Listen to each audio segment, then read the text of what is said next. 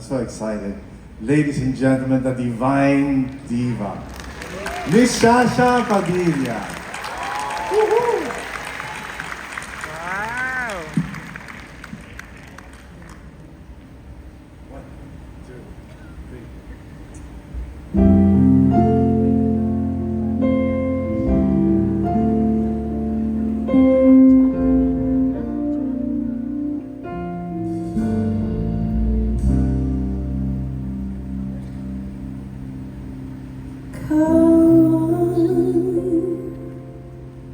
Ang ako'y taglay ng isang bituin,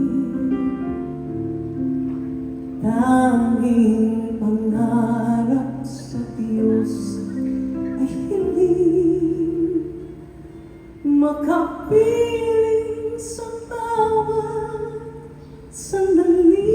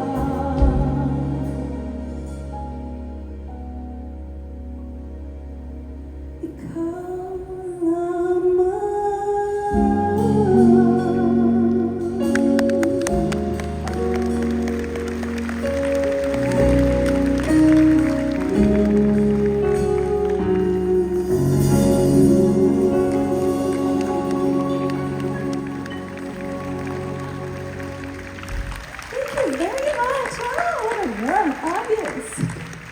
Good evening, everyone. Good evening.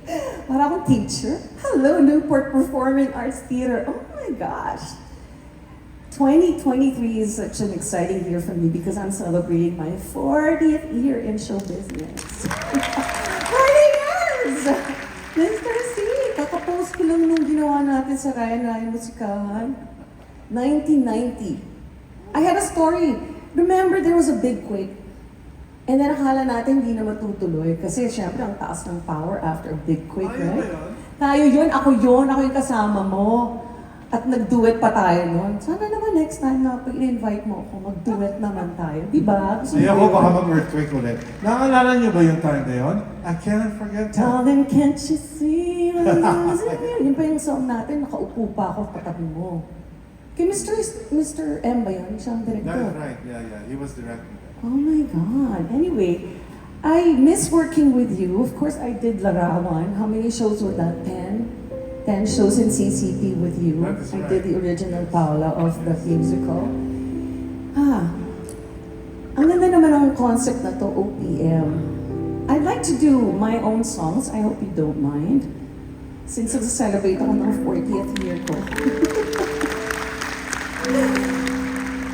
Napakaswerte ko kasi yung very first album ko, ang producer ko po noon ay si Willie Cruz and the Gallardo Sisters. Yes, he did. Do you remember? Naku, ito, kwentong luma. Pasensya na, mga lumang tao.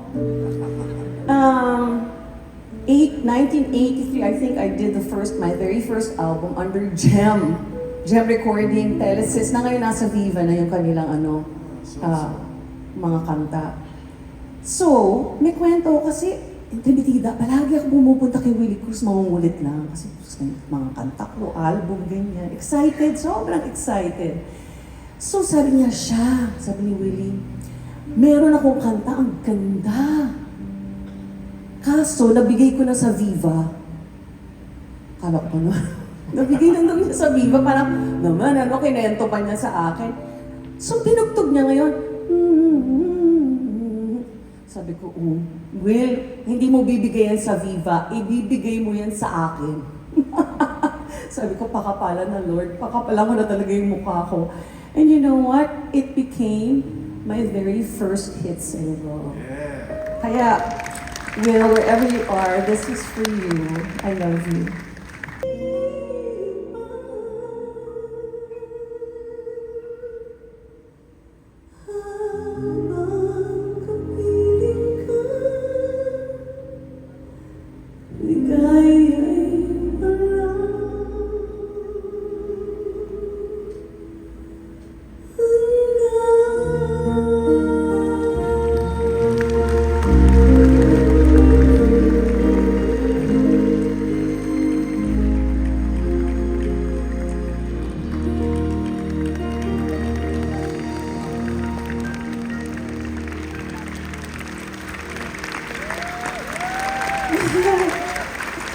Ang ganda ng mga lumang kanta, no? Pag yung mga bagets namin sa ASAP ginagawa, so nakala namin, ate siya, ang simple nung kanta, ang hirap pala ng mga akorde, may mga bali-bali. Pinag-iisipan niyo ba talaga yun? Ay, tinuturo kita. Hindi, pinag-iisipan ba talaga na gano'n yung mga, yun ang uso nun talaga? Hindi, yun Hirapan yung kasi, chords. most of the composers, yun ang nasa moment sila. Nasa moment kasi. Yeah, kung ano yung pumasok at that moment. Oo. Pagka na-capture nila yun na yun. Yeah, beautiful, classic. And the message lives on forever. Yeah. Kasi napaka-classic lang ng kahit na, di ba? Anyway, meron kaming ineksperimentohan ni Mr. C sa susunod kong awitin. Palagi ko itong ginagawa. Ito naman, ang sumulat nito, mga kaibigan, hindi niyo lang natatanong, ay ninong ko sa kasal. Yes, I've been married not once but twice. Ewan ko lang kung nabalitaan yung aking fake marriage. Diniscuss ko talaga sa stage. Anyway, I'm just being candid with all of you, ha? Pasensya na, bihira na kasi ako mag-concert, kaya na-excite ako talaga. So, he was my ninong. Tapos talagang ayaw ko din siya tantana. Ang kulit ko din ng bata ako. Bakit hindi kita nakulit, Mr. C? Hindi tayo naging close. Kung hindi, pinupunta kita sa bahay mo at kukulitin kita na bigyan mo din ako ng kanta. Ganun po ako kakulit ng bata ako. Parang lakasan ng loob. Kasi, itong susunod na composer na i-feature natin, talagang sobrang dami niyang hits. Ang husay-husay niya talagang sumulat. At, syempre, nene pa ako noon. Although 16 po, nag-asawa na ako. Pasensya na. Alam niya, nakita niyo naman si Karil, no? Laki-laki na niya. So, ayun, nung binigay niya sa akin to, sabi niya, may theme song para sa isang movie. Kaya lang ito na, sasabihin ko, si George Canseco po, stricto siya. Kailangan talaga lahat ng salita. Sabihin niya, bakit sinabi mong sayo? May salita bang sayo? Napaka-stick niya sa recording, talagang pauulit ng pauulit. But he was wonderful. Actually, I was a witness when he wrote the song. Kasama ko po si Danny Tan. I don't remember where we were, tas may piano. And they were creating the music. Oh my God, sabi ko, ganito pala talaga ang mga henyo. Talagang may idea lang siya tungkol dun sa pelikula.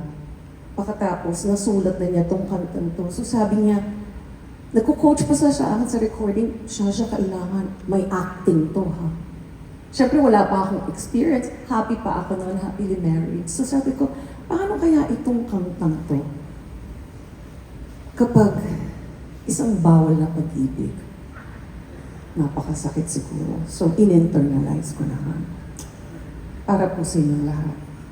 We wanna try something, right?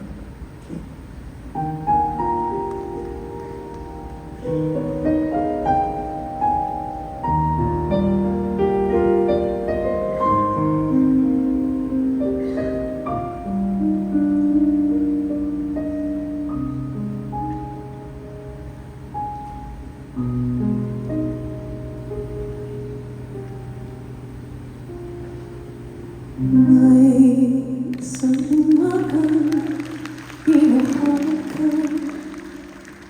ang mata kong di ka matigis na. Turuan mo ako'y huwag masaktan. Kahit ako para sa'yo ay isang lang at hindi dapat nagdamdam.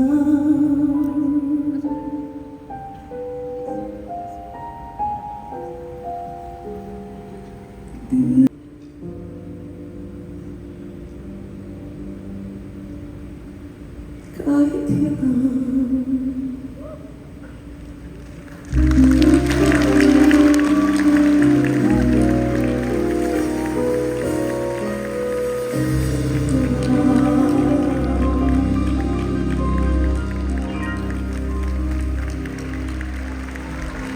Sasha Padilla! Yeah. as we see in the band, as we Sarap. Thank you, Sasha. This tribute to OPM, hindi kompleto. We don't give a rousing tribute to this iconic OPM trio. They gave us countless hits, countless anthems. Sino ba ang hindi nakaka-relate sa kanila, sa mga kanta nila? Sobrang ganda. Mga kaibigan, we'll bring back the Ryan Gabiab ladies and Miss Jonah and Shasha to sing for you some hits of the Apple Hiking Society.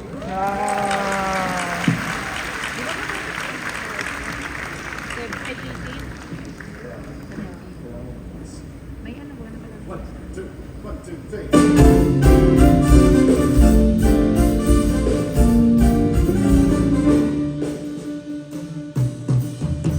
Hindi naman kailangan boses mo'y maganda, basta't may konting tono, madaling makanta.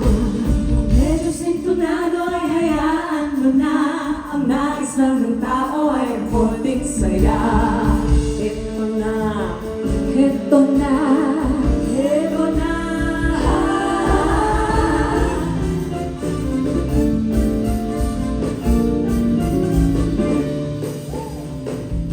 Talagang mamahal ng syota ng iba, o sakit ng ulo, maniwala ka, ngunit kahit ano pa sabihin nila, iwanan siya'y di ko magagawa.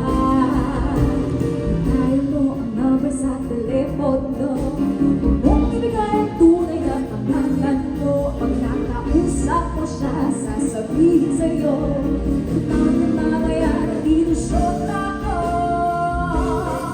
Nandito syota ko.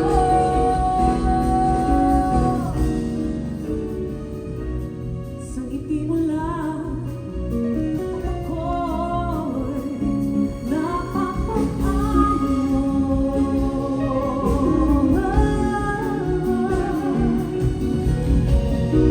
Yakapin mo minsan ay muli.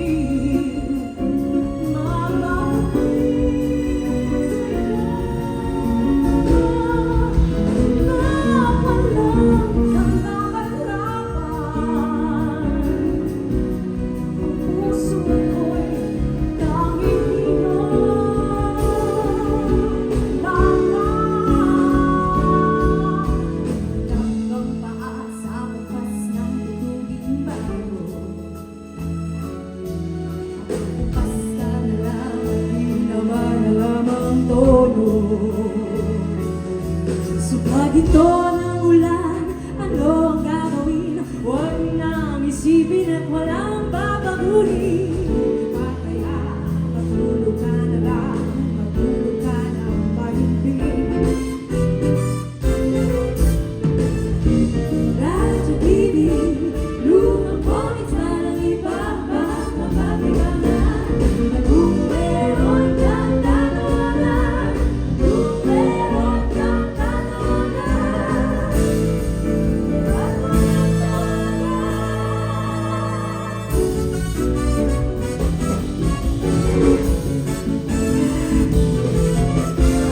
kapag ang buhay mo'y malungkot, huwag kang sisigawan. Kapag kusa'y walang pera, taanin sa tama. Wala nang pera, sisigawan ka pa. La la la la la la la la la. La la la la la la la.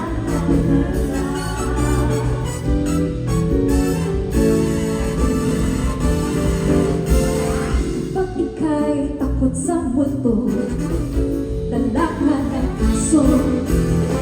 Kapag ika'y takot sa daga, dala ka ng pusa.